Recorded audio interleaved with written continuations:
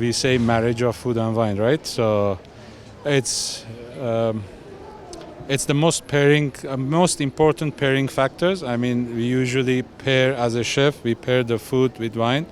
It's because they accompany each other very well. So you get those extra flavors which you will normally not get if you don't drink wine with the food.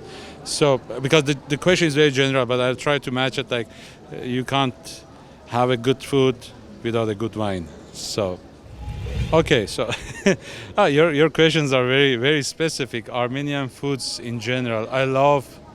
Well, I believe every person, every individual, when he's raised in a family, the foods that are consumed when the mother or grandma is making it, they become their national food, their local, the food that it belongs to their household.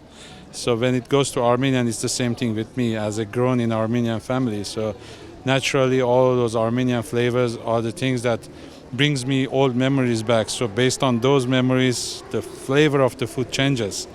I'm sure if I have a dolma in my home and if a friend of mine who's not an Armenian and tries a dolma at home, even if it's the same thing, it's going to be different for both of us because that will be a ton of memory for me and something new for him. So we usually consume the Armenian food at home. So I believe our clients, our customer, our guests in the restaurant, it's based on their expectations. They love to experience something different or they travel outside a lot.